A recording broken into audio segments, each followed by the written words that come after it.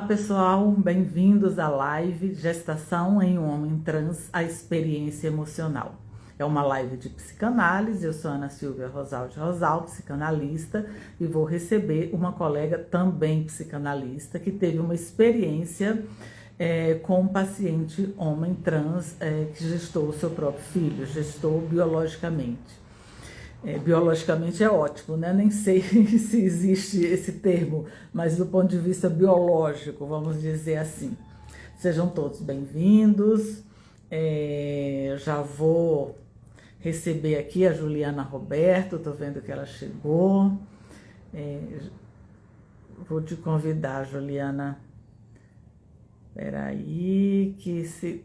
Agora sim. Juliana está entrando, nossa convidada. Olá, bem-vinda. Olá, tudo bem, Ana? Tudo bom e você, Juliana? Também, tudo bem. Obrigada pelo convite de estar aqui com você nessa tarde, conversando sobre esse tema tão instigante e interessante. É tão, vamos dizer, novo, pelo menos no âmbito do debate, tão importante que a gente tem muito para aprender, acima de tudo eu. Você talvez menos, porque você já está aí pesquisando na área, né? E Sim, eu gostaria de te apresentar, começar te apresentando. A Juliana Roberto, ela é psicóloga, psicoterapeuta psicanalítica pela Universidade de São Paulo, a USP. Qualquer erro você me ajuda, você me corrige. Você fez o mestrado na Faculdade de Medicina da USP, o doutorado na Faculdade de Medicina da Fundação ABC. E, aliás, eu fui professora lá no MBA de Gestão de Pessoas. é mesmo. É, eu dei aula Hum, lá por um tempo. A disciplina, se eu não estou enganada, era cultura organizacional. Bom, não, Juliana, coincidência. oi? Coincidência, não sabia que você tinha dado aula lá. É coincidência, é uma instituição muito respeitada, né? É, sim. Uhum. Bom, além dessas questões que eu mencionei, você é uma psicanalista, membro filiado da Sociedade Brasileira de Psicanálise, minha colega lá, né? Somos colegas. Sim, Você tem o seu consultório e você também trabalha com uma equipe de fertilização. Não deve ser esse o termo. Me ajuda, me explica aí, por favor. eu trabalho com uma equipe de reprodução assistida, que Hum, então, não só os pacientes que fazem tratamento para engravidar, que têm as questões uhum, de infertilidade, mas também os pacientes uhum, que, por exemplo, um casal homoafetivo que quer ser pai, uma uhum, mulher uma mulher ou um homem que querem fazer a monoparentalidade, então também oferece uhum, tratamento para engravidar para outras pessoas que não uhum. só os casais inférteis. Então, eu trabalho também nessa equipe já há bastante tempo, que é lá dentro da Faculdade de Medicina do ABC, que é onde eu Uhum. tenho, onde foi o doutorado também. E é óbvio que você trata exatamente das questões psíquicas e emocionais dessa população, não é isso? O que você tem É, sim. visto lá? Ah, muita coisa. É, eu atendo ali, a gente tem um cuidado de oferecer para as pessoas Uhum, que buscam a reprodução assistida, para a gente poder, é um espaço para conversar sobre alguma coisa, ou alguma insegurança, algum uhum, estresse, alguma incerteza em relação ao tratamento, algum pensamento. Então, se eu vou fazer o tratamento com, né, se eu e mais uma mulher vão fazer um tratamento para engravidar, se for um casal afetivo, então eu ofereço espaço para a gente poder conversar sobre como que vai ser isso, como que vai ser a escolha desse doador de sêmen, que é uma escolha que tem que ser feita para uma das duas gestar. Então, eu ofereço essa conversa, ofereço uma conversa também sobre uma mulher que não tem mais óvulos e ela vai fazer o tratamento para engravidar com óvulo doado, um uhum, casal que está né, que está pensando como que vai contar para o filho futuramente sobre eles terem feito tratamento para engravidar com o sêmen de um doador. Então, é um espaço para porque ali a parte médica se vê o corpo, né? Sim. É, não tem uma coisa da escuta ali, um pouco mais da subjetividade, da psicologia dali oferece uma outra escuta, né, para essas pessoas que buscam aí, então, essa clínica da reprodução assistida. É muito vasta, muito, muito mesmo. Muitas questões, né? Sim. Tá? Para as pessoas que estão acompanhando, que vocês podem fazer perguntas por aqui e a gente vai tentar responder. Bom, mas a live, né, se propõe discutir primordialmente a gestação em um homem trans. Então, antes da gestação, a gente também está falando de uma identidade trans, né? Eu li o seu trabalho, o seu doutorado, como tem ali uma pluralidade, né? Dentro da singularidade, tem uma pluralidade de aspectos. Então, fala um pouco para a gente dessa identidade, da questão de gestar, porque aí tem todo, eu vou falar como leiga aqui, né?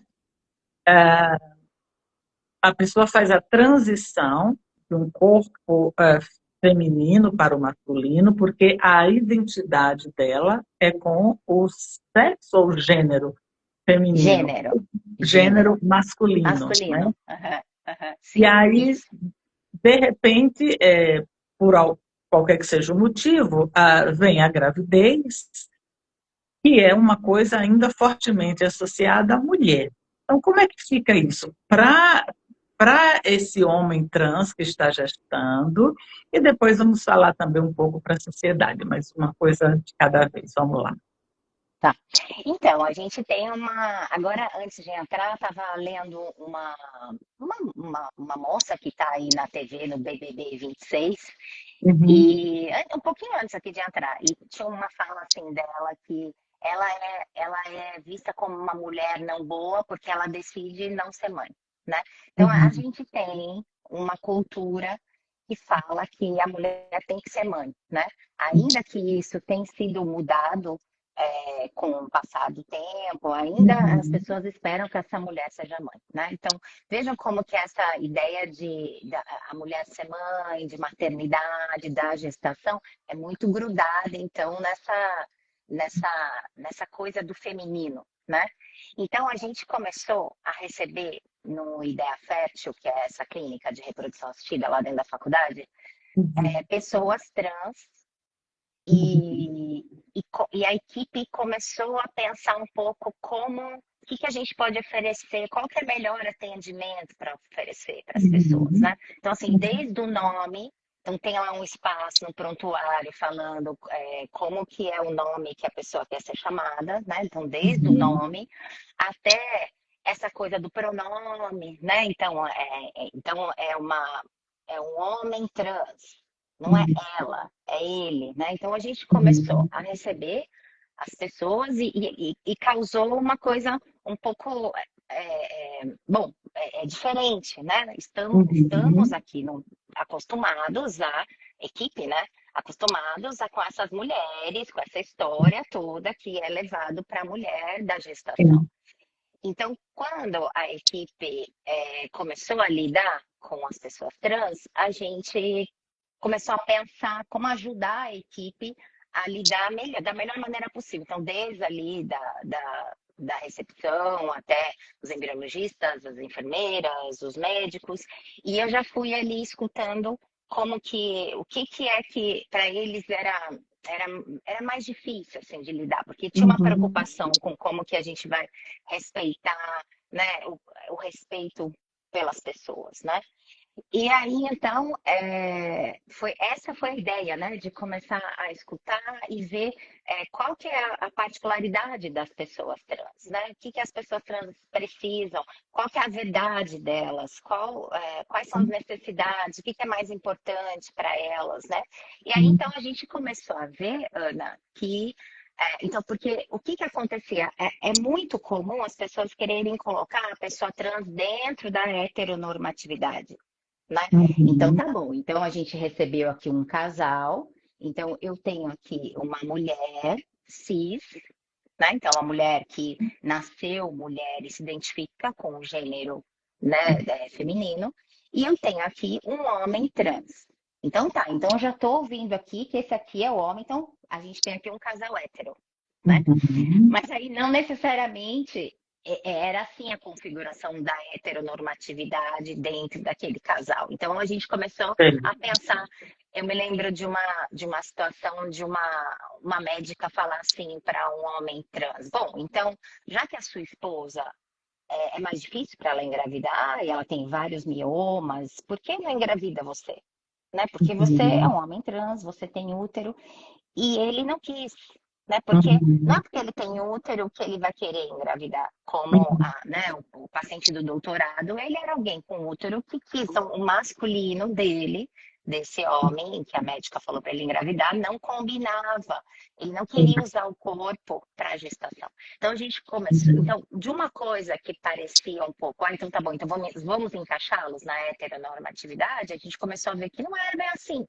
Então, vamos Uhum. escutar a verdade, a individualidade de cada um, para a gente poder ver como que a gente vai poder tratá-los da melhor maneira possível, né? Então, foi daí que começou essa escuta.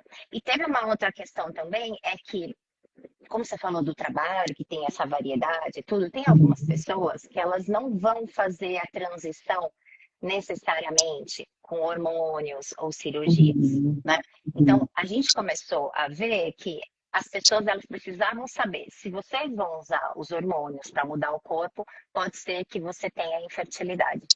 Então, Uhum. o lugar começou a se movimentar para oferecer, então, para as pessoas: bom, então, se vocês querem tomar os hormônios, será que não é melhor congelar os óvulos? Então, o que a gente fala que é preservar a fertilidade, que é oferecido Uhum.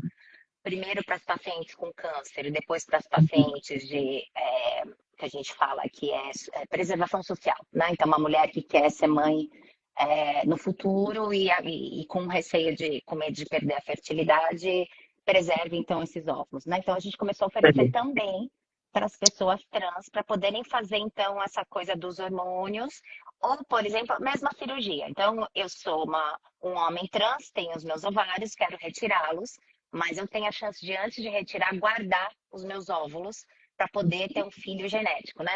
Eu estava ouvindo você falar da ideia do biológico, né? Não é um filho biológico, mas é um filho genético, né, o óvulo dessa pessoa, né, que antes de retirar Juliana, o ovário. desculpa Oi. interromper, é que congelou um pouquinho. Você pode repetir? Não é um filho biológico, é um filho genético. Me explica um pouco. Eu li isso no seu trabalho e me chamou a atenção, queria entender mesmo. Essa ideia, por exemplo, o homem, o homem do meu trabalho, ele é um homem que gesta o próprio filho. Então, Uhum. ele gesta, então é um filho biológico, sim, porque foi ele que gestou, e é um filho genético também, porque ele tinha preservado os ovários. Então, ele usou os óvulos próprios, Uhum. né? Ele engravidou naturalmente até, ele não fez tratamento para engravidar, né? Mas o que eu estava dizendo é que lá a gente também tem a oportunidade da pessoa não participar da gravidez, né? Não ter a gravidez do filho, mas Uhum. ele ter a parte genética, né? Que são E os que isso é uma óvulos, coisa né? muito importante. É interessante, Então, então a genética, a transmissão da genética pelos óvulos, né? E a gestação é, é o biológico, é isso? é Né? isso. É De fato, isso. porque, por exemplo, se eu fosse gestar por uma outra mulher, com o óvulo de uma outra mulher, cabia a mim só a parte biológica, né? Que é Isso. abrigar esse filho no meu útero e tal, mas o óvulo, a carga genética da outra. Veja, né, como eu falo por mim, e acho que pelas pessoas todas que não estão tão atentas ao tema e pesquisando, às vezes isso passa sem a gente se atentar, né? Tem que ter uma dedicação mesmo para captar essas nuances. Sim. E a gestação psíquica também, né? Que a gente fala tanto em psicanálise, independente de quem gestou, quem doou o óvulo, etc., mas o vínculo parental que a gente estabelece com essa criança, né? Sendo pai ou mãe.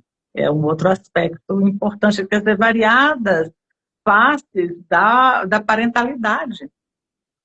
Sim, sim. Dá para Uhum. pensar em diversas coisas, diversas faces, como você falou, né? Uhum.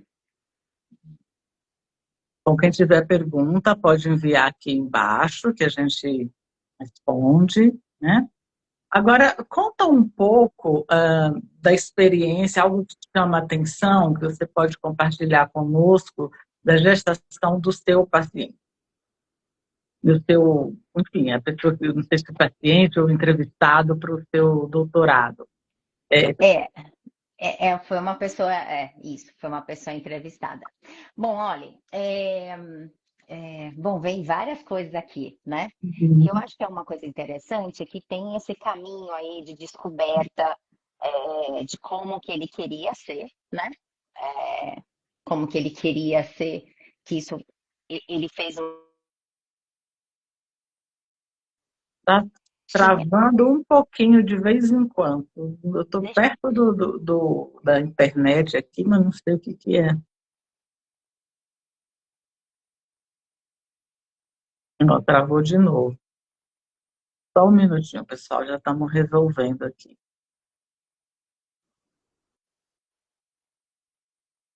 Acho que agora voltou, Juliana. Você está sem som.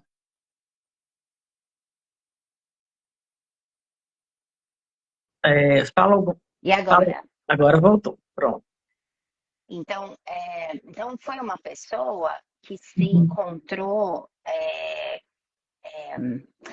foi uma pessoa que ele pôde ficar mais feliz com ele mesmo, né? Pensar como que ele poderia ser ele mesmo, demonstrar sua identidade, quando ele era um moço, né? Quando ele era uma pessoa adulta. Então ele se identificou com alguém que ele viu e ele fez assim, bom, é dessa maneira que eu gostaria de ser.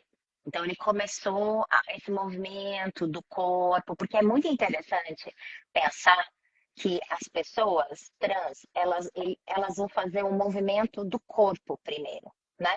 Então é, é uma coisa externa, né? Então tem o cabelo, é, se vai usar barba, se não vai, se vai usar maquiagem, se vai pintar as unhas, que tipo de roupa, se vai ter acessórios. Então, ele foi dessa maneira também, né? Ele teve uma coisa com o corpo, ficar caminhando para um corpo aí que ele, que ele se identificava, né? Que ele ficava mais satisfeito.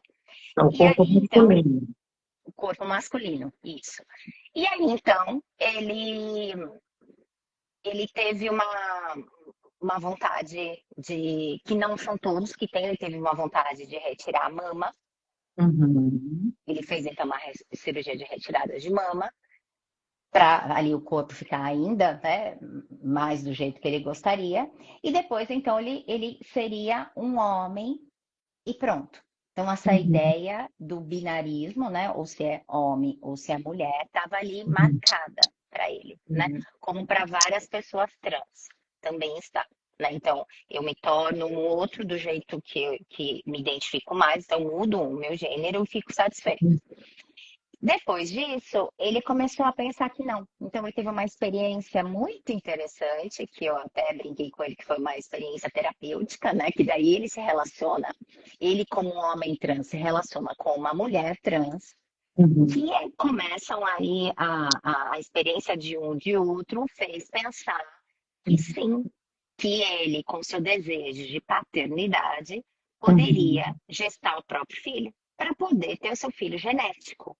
Uhum. Então ele começou a pensar que isso seria possível a partir dessa experiência, porque o que que ele achava? Que a partir do momento que ele fosse homem, homem não Uhum. engravida, né? Então ele Uhum. tinha isso inicialmente. Então vejam como para ele, né, foi muito complicado ele fazer essa transição, esse pensamento, né, de que uma Uhum. pessoa com útero pode sim gestar o próprio bebê, né, se Uhum. ele quiser. Então ele teve essa experiência e depois então ele foi se relacionar com uma outra pessoa, com uma outra mulher trans E é o momento, então, que os dois se encontram nesse planejamento de filho e começam aí a tentar ter filhos, né? E engravidar naturalmente, não precisaram do tratamento né, de reprodução assistida para engravidar.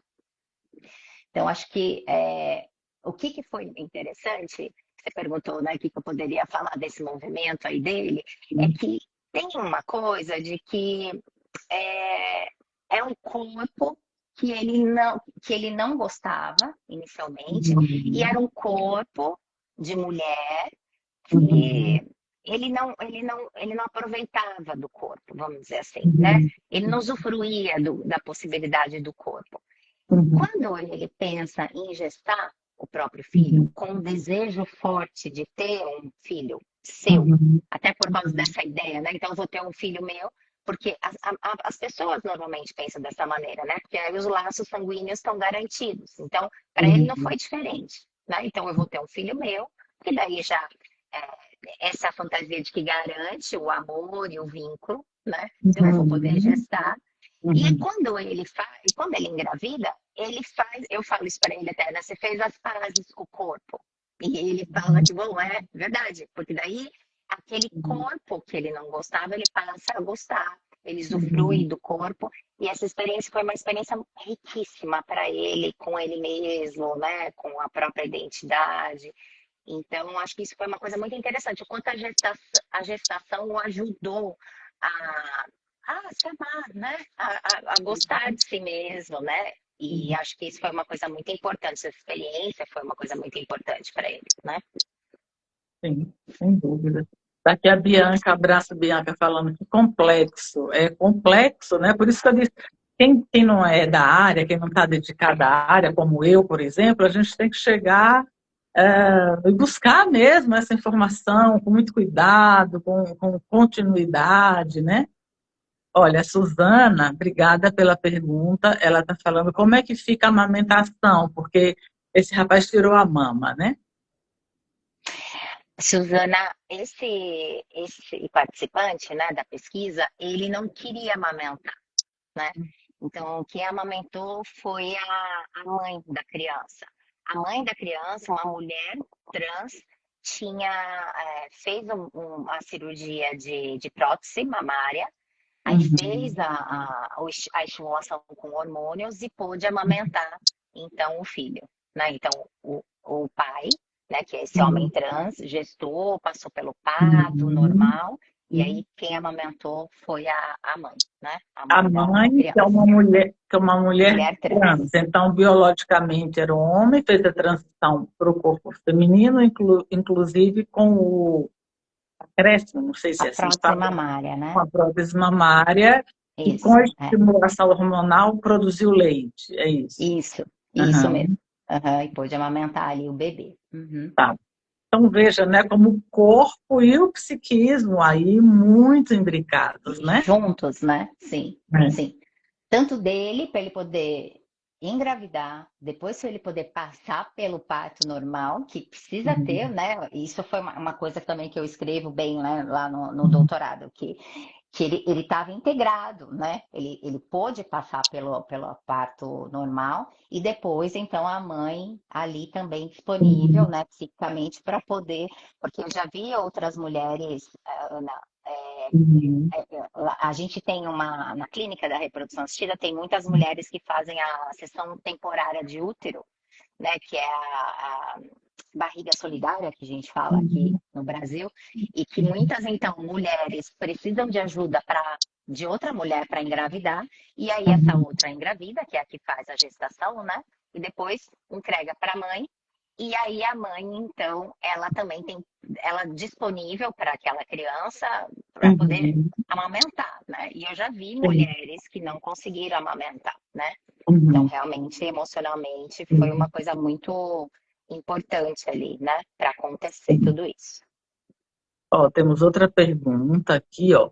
Em algum momento esse homem trans se questionou sobre a transição, considerando que você explicou que a gestação foi algo que fez ele aceitar o corpo?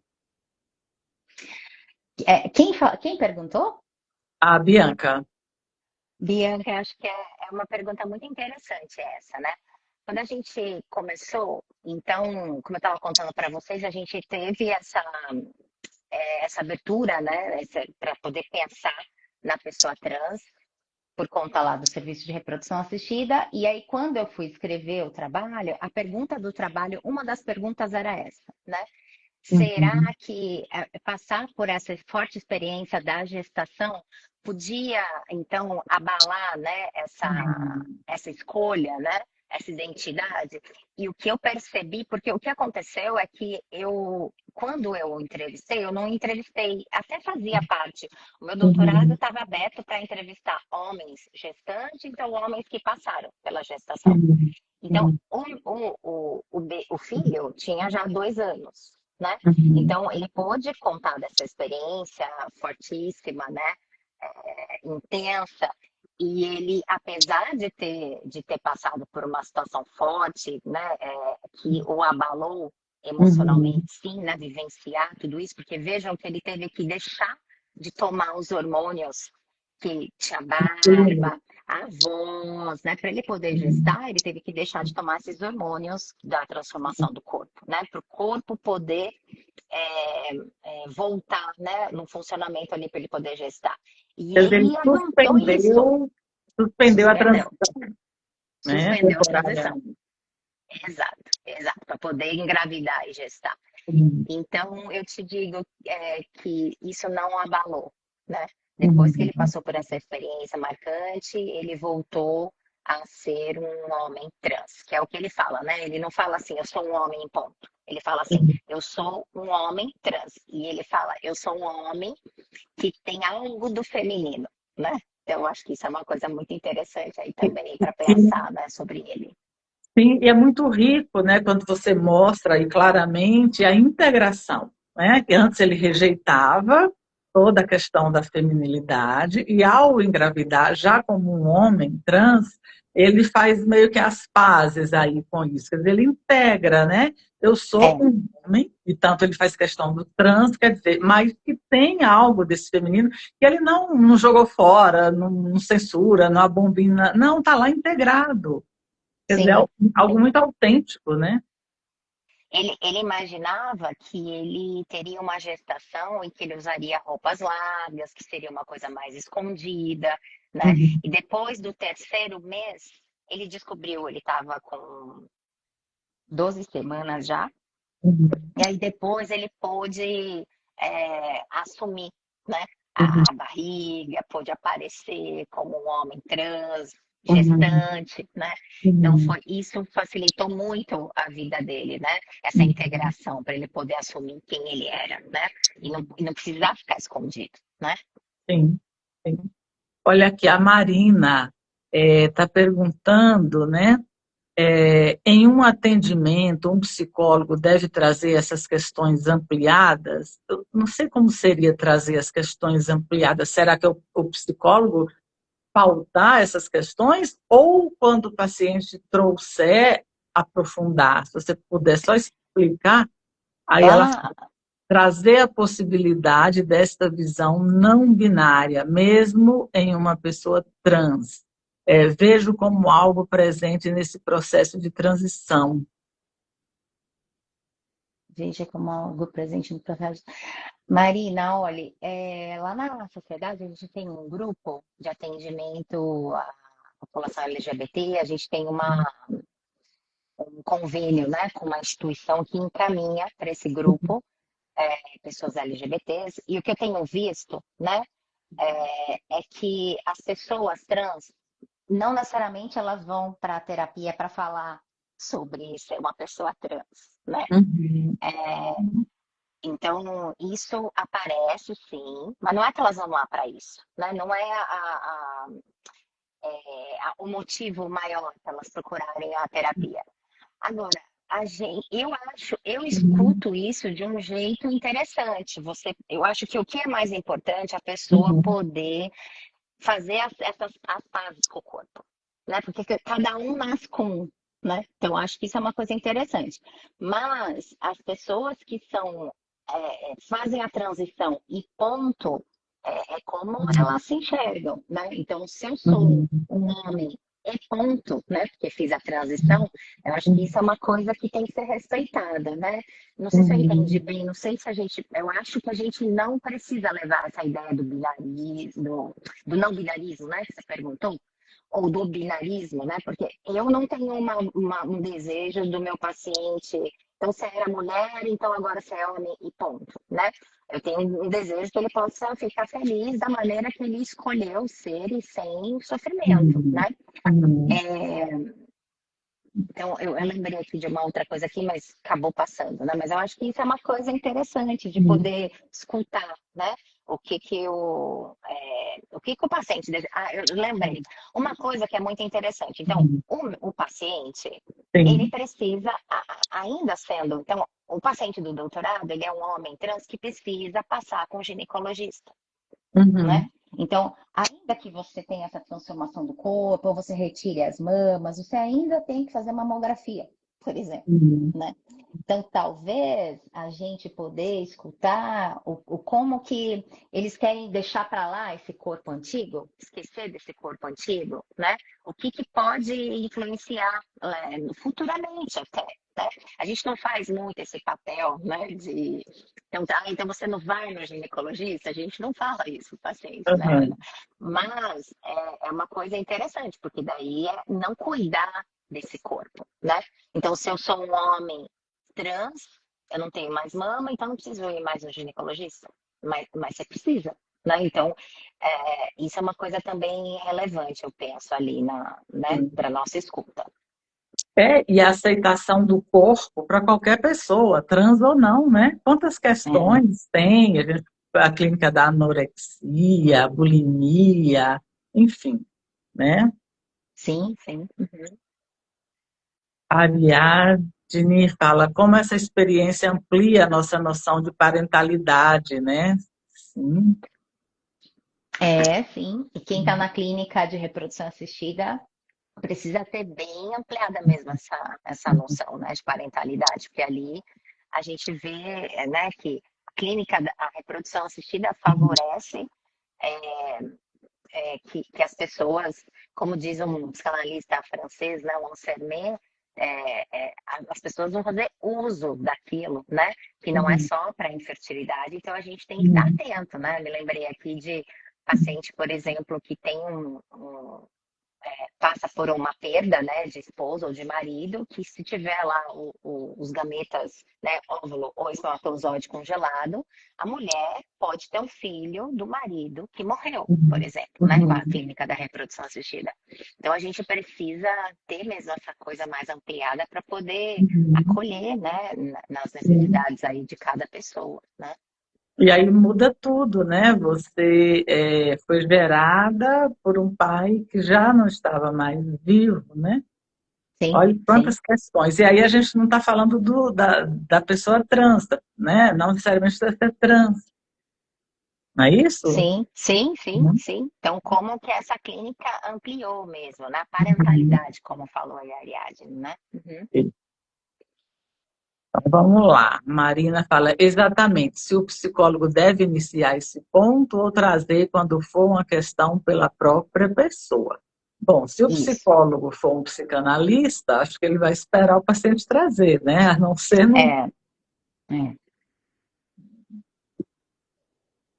Mais Tem uma coisa talvez do psicólogo. Eu, por exemplo, tive já uma pessoa trans que atendi e que tinha uma Uhum. coisa assim, Marina.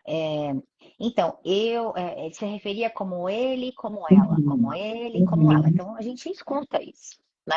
E Uhum. a gente comenta com o paciente, né? Então, sim, a Uhum. gente espera, né, para ver o que é que a pessoa traz, como qualquer outra coisa, né? Sim, sim. E como que é assim, na interação social, né? Esse homem trans, com características trans e uma barriga de grávida, a barriga dele, né? Gestando um bebê. Você já falou como é isso para essa pessoa especificamente, mas como foi o trânsito dele na sociedade, né? Nos grupos que ele pertence? Ele contou que foi uma experiência muito tranquila. Ele é uma pessoa muito Uhum. feliz nessa experiência, né? Então, ele teve um acolhimento tanto familiar quanto de amigos, né? Então, ele até diz, ele brinca assim na entrevista com uma coisa assim: eu acho que eu ofereço a fertilidade para os homens trans, né? O que ele está dizendo é que ele oferece, então, a partir dele, com essa experiência, ele oferece para o outro também pensar nisso, né? Então, se você Uhum. também pode fazer isso, porque a experiência dele foi muito rica. Ele fez o pré-natal no SUS. E ele Uhum. teve uma equipe muito acolhedora, que o Uhum. respeitou grandemente, Legal. né? Então, isso é muito bacana, e que a gente sabe que não é a experiência da maioria, né? Quando eu escuto, ou quando eu leio, ou quando eu vejo os que se colocam mais assim nas redes sociais e vão contando como foi, como aconteceu. Então, esse paciente teve uma experiência muito feliz, né? Das pessoas, né? Poderem compartilhar com ele essa alegria aí do filho, né? Do neto, então do sobrinho, né? Então foi uma coisa bem bacana. Ele não é alguém, Ana, que fala de uma violência sofrida, né? E, assim, é muito interessante pensar nisso, porque o Brasil é o 15º ano, o país que mais mata a pessoa trans, né? Então é Uhum. muito interessante essa experiência desse paciente. Porque outros trabalhos que, quando eu fui ali Uhum. juntando para escrever o doutorado, tinha homens trans que engravidaram por violência, né? Olha, Então, sim. Então, foi uma experiência muito diferenciada que essa pessoa teve, com certeza. sim, porque é filho de uma violência, né? Sem escolha, né? Uhum, uhum, sim. É. Tem umas falas violentas, né, que as pessoas recebem, tudo. Então eu acho que é muito, é um contraste, né, poder pensar nessa vivência tão boa que esse homem teve e Uhum. comparar com o que a gente vai vendo, né, por aí com outras pessoas trans, né, que sofrem essas pessoas. Uhum. Legal. Oi, Marcelo. Ele fala, pergunta aqui, como conversar com a criança sobre como foi a gestação dela? Olha, eu acho que não tem uma coisa muito receita, né? Mas eu penso que precisa conversar. O Freud, ele dizia que mais ou menos ali dos 3 aos 5 anos de idade, a criança, ela vai querer saber, né? Como que ela... Uhum. Não é muito bem querer saber como que ela veio no mundo, que na verdade o que que a criança quer saber é se ela foi chamada amorosamente, né? Foi desejada ali por aqueles pais, mas depois se introduz, cada um da sua maneira, uma conversa, né? Então, como que Uhum. eu tenho aqui, né? Eu converso muito sobre isso com os casais que fazem tratamento com óvulo doado, semente de doador, né? Então, como que Uhum. começa isso? A criança, ela vai ter uma curiosidade, né? E Sim. ali, como que foi com uma curiosidade que é própria da criança, que é importante a criança ter essa Uhum. curiosidade, que ela não vai parar de perguntar enquanto ela não ficar Tá. satisfeita, né, com a resposta. Então, como que esse homem contou? Ele contava, você nasceu da barriga do papai, né? Uhum. Então, com 2 anos e pouco, e aí ele mostrava a foto, ó, quem que é esse daqui? Ah, é o papai. E quem está dentro da barriga do papai? Ah, sou eu, e falava o nome, né? Uhum. Então, Uhum. é uma... O que eu acho que é interessante, que é desse jeito que eu até termino o artigo, né, do meu doutorado, é que cada um tem uma história, né? Que não Uhum. é pior nem melhor, é apenas a história de cada um. Que a gente sabe, Sim. né, que teve uma pessoa aí que falou que é complexo, né? Sim, é mesmo, né? Uhum. E é complexo, é novo, né? Como diria esse mesmo psicanalista francês, causa uma vertigem, né? O novo, essas possibilidades, essa amplitude, né? Eu acho que a gente sempre tem que escutar de um jeito abrindo, né? Nunca fechando. Eu falo no Uhum. trabalho como que a gente precisa pensar nessa transformação de corpo e de identidade de um jeito que Uhum. amplia, que se desenvolve, que não fecha, que não acaba, né? Então, acho que isso é uma coisa muito interessante. E aí, então, poder pensar nisso, né? Que é a história da criança, que não é pior, que não é melhor, mas que é a história de cada um que essa história precisa ser vivida e respeitada, né?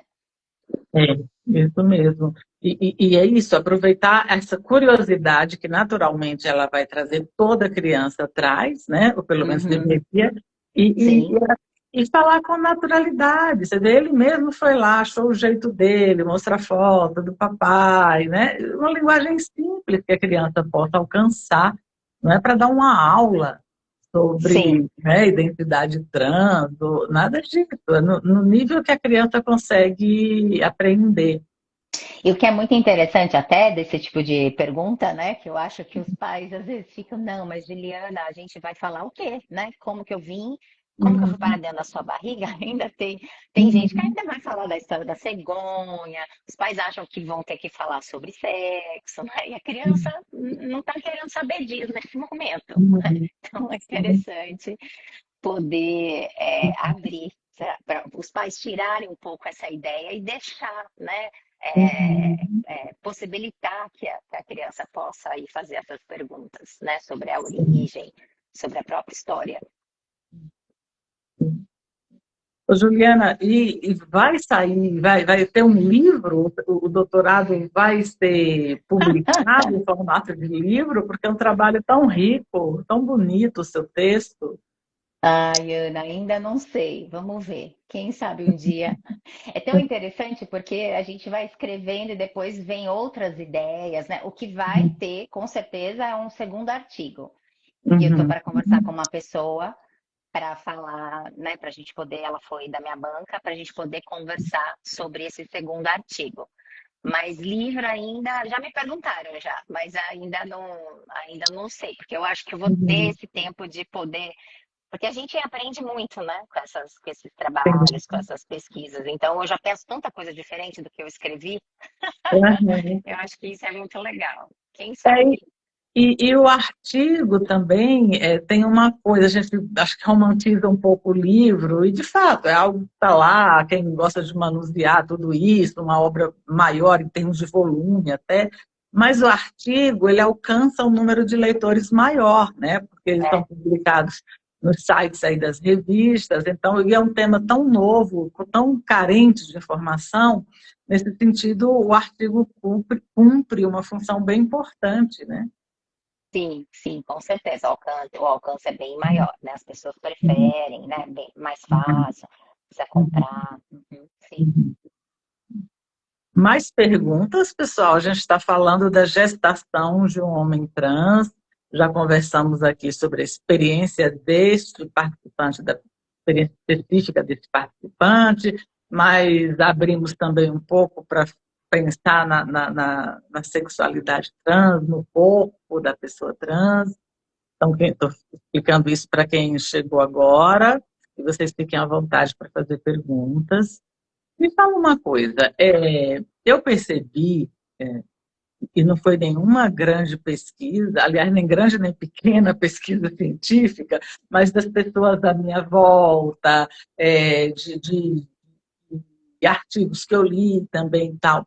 Na pandemia, né, como principalmente no momento do lockdown, as pessoas ficaram muito presas, né, muito restritas em termos de convivência, e aí teve que olhar para si, né? Muita gente mudou de profissão ou desenvolveu outras habilidades manuais, acadêmicas e etc. E eu vi muita gente também que vinha com algum questionamento, algumas questões sobre a sua sexualidade, e que naquele período da pandemia, muita gente fez a transição, né? Você chegou a ver alguma coisa sobre isso? O que você pensa? Eu não recebi nenhuma pessoa Uhum. que. Mas eu conversei outro dia com uma colega que me contou que pensou isso, que viu isso acontecer. Eu penso que você falou do que aconteceu na pandemia. Lá na clínica da reprodução assistida, as mulheres congelaram mais óvulos durante a pandemia, né? Eu até Uhum. escrevi sobre esse assunto, né? Então, houveram mais divórcios, as Sim. pessoas, as pessoas elas foram mais fazer elas procuraram mais o cartório para fazer uma divisão certa, né, ali dos bens, né? Então a pessoa morre, então que tem que acertar para quem que fica, para quem que não fica. Então teve um aumento também nos cartórios. Então eu penso, Ana, que com essa ideia, com essa angústia de morte, as pessoas realmente puderam pensar em coisas que eram importantes, né? Outro dia eu Uhum. conversava com um amigo que ele falava, bom, na pandemia, então, os meus pais falaram, vamos morar fora, vamos para a Itália viver outras coisas, né? A partir Uhum. dali, dessa vivência, né? Então, eu não sei, aqui fiquei pensando um pouco se tem, é uma coisa um pouco parecida com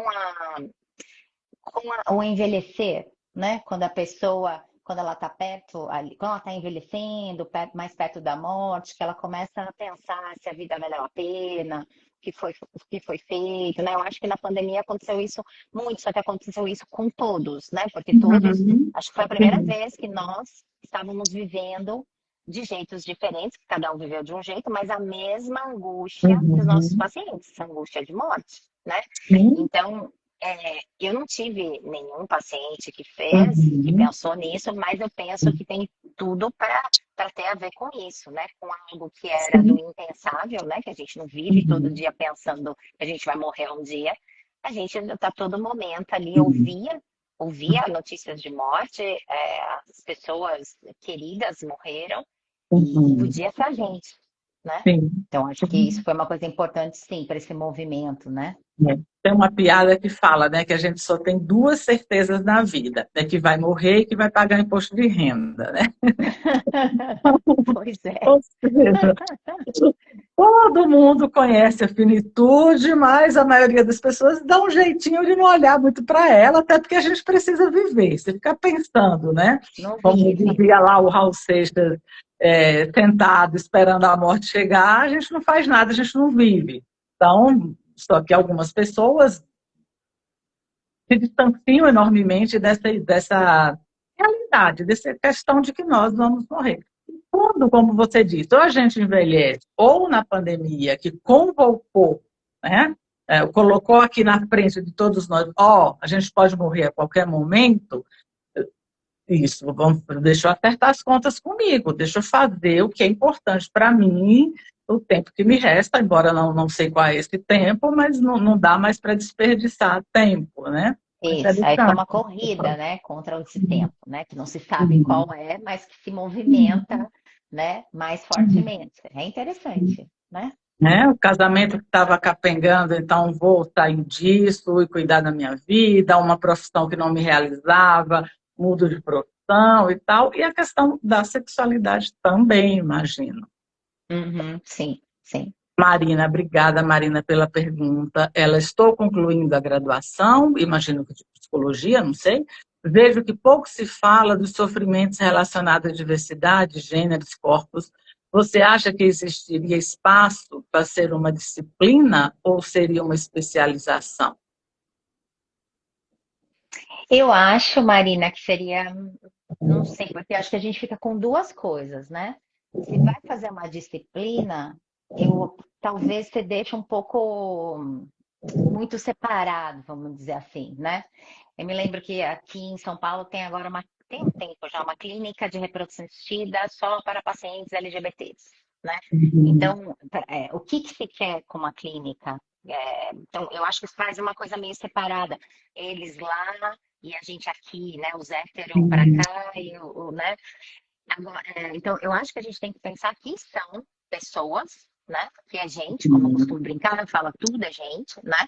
Mas Uhum. que sim,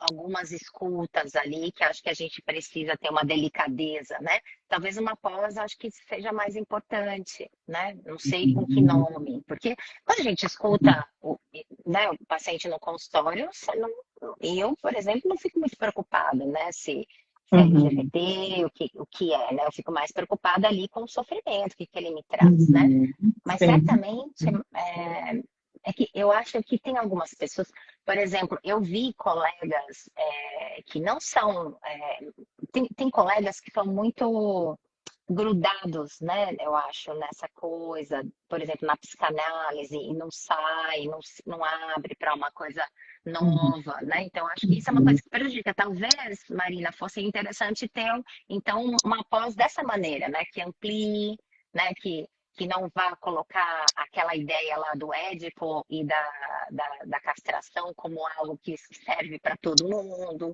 né? Como algo universal, então que abra mais para outras possibilidades. Que aí Uhum. a questão da sexualidade, como é vivido pela criança, pelo menininho, pela menininha, a gente possa pensar Uhum. mais uma coisa individual, né? Talvez seja uma Uhum. coisa interessante, né? Poder, então, ter uma pós para ampliar, né? E acho que até na própria faculdade, não sei se uma disciplina, mas que seja falado, né, Uhum. sobre isso, eu acho que é Sim. importante, sim.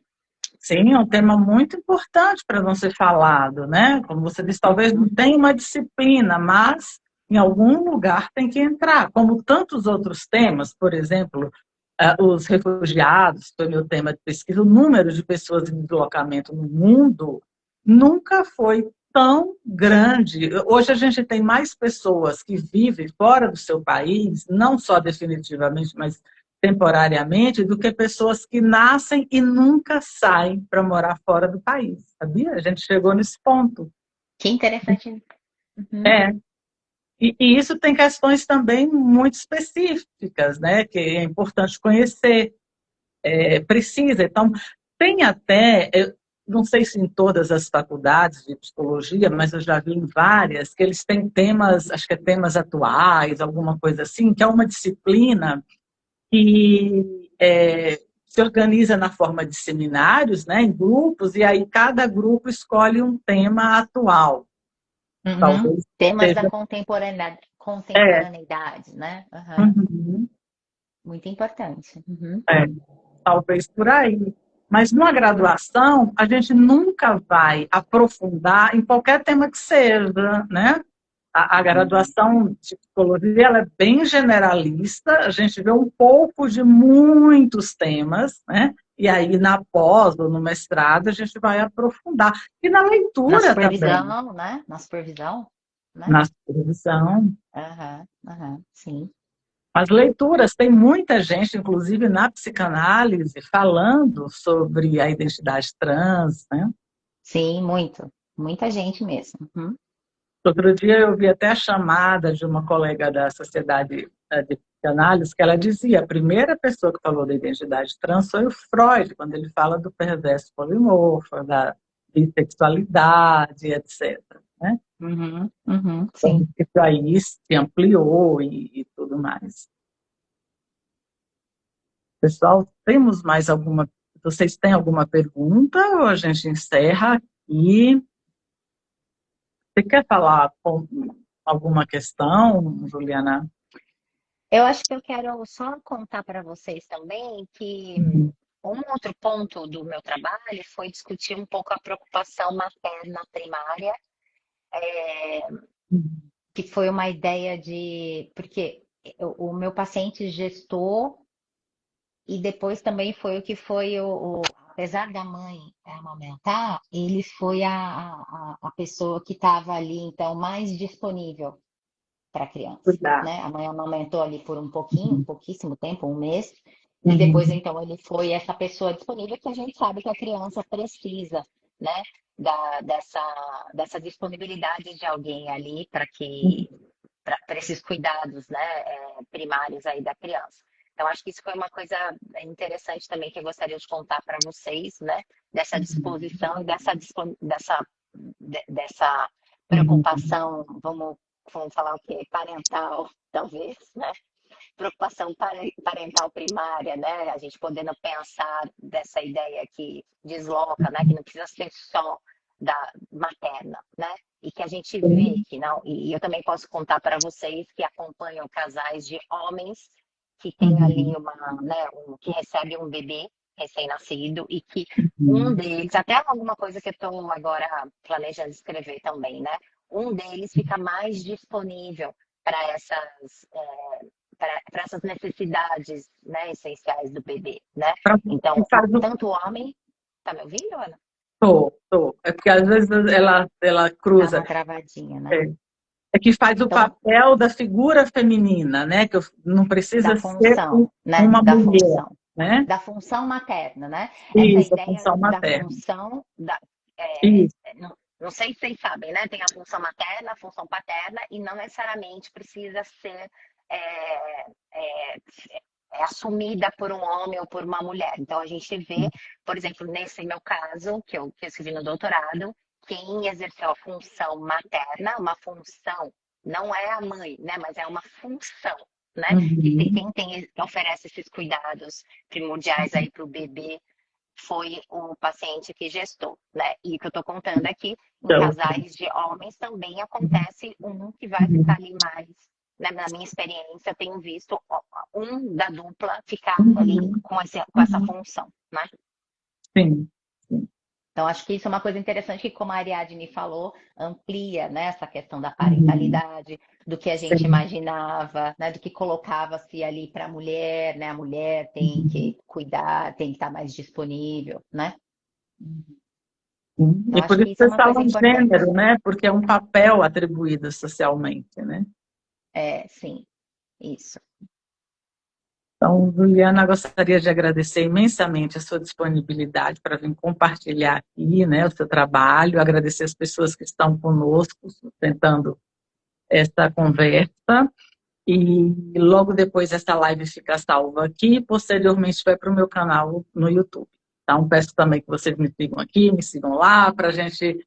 Porque as redes sociais, assim, quanto mais seguidores você tem, eles vão abrindo possibilidades, por exemplo, de postar vídeos mais longos e por aí vai. Então, Ah, que legal. é, Não agradeço sabia. a todos. É. Te agradeço, Ana. Foi uma conversa muito agradável. Obrigada pela oportunidade e até. O canal está aqui aberto. Um abraço a todos. Tchau. Tchau, tchau.